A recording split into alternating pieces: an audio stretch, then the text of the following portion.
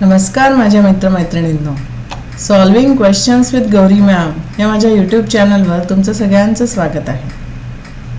Doctor Homi Bhabha बाल वैज्ञानिक स्पर्धा या परीक्षेसाठी आपण तयारी करतो आहोत. परीक्षेची तारीख आलेली आहे. ऑफिशियल वेबसाईटवरती बघा, 8 नोव्हेंबरला तुमची परीक्षा असणार आहे आणि त्या अनुषंगाने आता तयारी सुरू करा. या परीक्षेच्या आधीच्या प्रश्नपत्रिकांमधून घेतलेले प्रश्न मी इथे तुम्हाला सोडवून दाखवत असते. 4ही पर्यायाचं एक्सप्लेनेशन इथे मी देते, ज्याच्यामुळे जी कन्सेप्ट आपल्याला परीक्षेमध्ये विचारलेली असेल, प्रश्नामध्ये विचारलेली असेल ती क्लिअर होते आणि त्या कन्सेप्टवर कसाही प्रश्न आला तरी आपण तो सोडवू शकतो. आज आपण 2024च्या प्रश्नपत्रिकेतून घेतलेला प्रश्न सोडवतोय.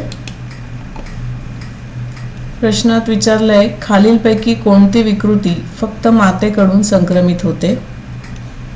पर्याय आहेत एकजनुकीय, मंगोलिकता, तंतुकणीय, बहुघटकीय.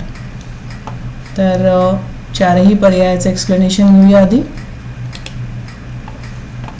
अनुवांशिक विकृती जेव्हा म्हणतोय तेव्हा ती गुणसूत्रातली अपसामान्यतेमुळे होणारी असते किंवा जनुकातील उत्परिवर्तनामुळे निर्माण झालेली असते. त्यामध्ये 4 प्रकार येतात. गुणसूत्रांच्या अपसामान्यतेमुळे निर्माण होणाऱ्या विकृती, एकजनुकीय उत्परिवर्तनामुळे निर्माण होणारे रोग ज्याला एकजनुकीय विकृती असं म्हणतो आपण, तंतुकणिकीय विकृती, तंतुकणिकांमध्ये काही प्रॉब्लेम झाला तर जे रोग होतात ते तंतुकणिकीय विकृती, आणि एकापेक्षा जास्त जनुकांमध्ये जर उत्परिवर्तन झालं म्हणजे बहुजनुकीय उत्परिवर्तनामुळे निर्माण होणाऱ्या विकृती. पहिला प्रकार आहे गुणसूत्रांच्या अपसामान्यतेमुळे निर्माण होणाऱ्या विकृती. याचं उदाहरण आहे बघा, मंगोलिकता, ज्याला डाऊन सिंड्रोम पण म्हणतात, ज्याच्यामध्ये 46+1 क्रोमोझोम असतो, म्हणजे 21व्या गुणसूत्राची त्रिसमसूत्री अवस्था यामध्ये दिसून येते. टर्नर संलक्षण जे आहे त्यामध्ये 44+X एकच X क्रोमोझोम आहे, त्यामुळे अपसामान्यता निर्माण होते. क्लिनफेल्टर सिंड्रोम यामध्ये 44+XXY एक X क्रोमोझोम जास्तीचा आहे, त्याच्यामुळे विकृती तयार होते. दुसरा प्रकार आहे एकजनुकीय उत्परिवर्तनामुळे होणारे रोग म्हणजे एकजनुकीय विकृती. याच्या उदाहरणामध्ये वर्णकहीनता, ज्याला अल्बिनिझमही म्हणतात, मेलॅनिन नावाचं रंगद्रव्य आपल्या त्वचेमध्ये असतं ज्याच्यामुळे आपल्या त्वचेला रंग येतो, आणि वर्णकहीनता ज्या पेशंटमध्ये असते त्यामध्ये हे मेलॅनिन ॲब्सेंट असतं, ते मेलॅनिन नसतंच. त्याच्यामुळे ही माणसं पांढऱ्या रंगाची दिसतात. त्यांची जी त्वचा असते ती पांढऱ्या रंगाची असते, केससुद्धा पांढऱ्या रंगाचे असतात. त्यानंतर हिमोफिलिया आणि रातांधळेपणा ही पण एकजनुकीय विकृतीची उदाहरणं आहेत. त्यानंतरची विकृती आहे तंतुकणिकीय विकृती.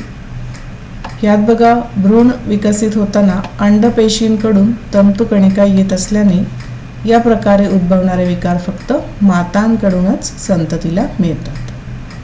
ठीक आहे. याचं उदाहरण आहे लेबरची अनुवांशिक चेता विकृती. हे मी लाल अक्षरात यासाठी लिहिलं आहे कारण आपल्याला प्रश्नामध्ये याबद्दलच विचारलेलं आहे की मातांकडून कुठलं विकृती संततीला ट्रान्सफर होतात. चौथा प्रकार आहे बहुघटकीय विकृती. यामध्ये एकापेक्षा जास्त जनुकांमध्ये उत्परिवर्तन होतं, त्याच्यामुळे या विकृती तयार होतात. या विकृती मुख्यत्वे करून पर्यावरण, जीवनशैली आणि अनेक जनुकातील दोष यांच्या सगळ्यांचं कॉम्बिनेशन याच्यामुळे उद्भवतात. मधुमेह, रक्तदाब, दमा, अतिस्थूलता हे आपल्याला नेहमी दिसून येणारे रोग आहेत बघा सर्वसामान्यपणे. याच्याशिवाय दुभंगलेले ओठ, दुभंगलेले टाळू, जठराचे संकोचन, पाठीच्या कण्यातील दोष हे पण काही विकृती आहेत ज्या बहुघटकीय विकृतीचे उदाहरणं आहेत.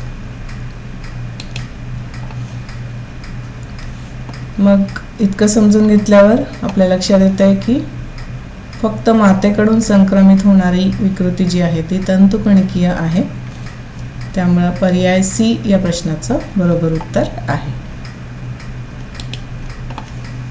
चला तर मग आजचा व्हिडिओ इकडेच थांबवते.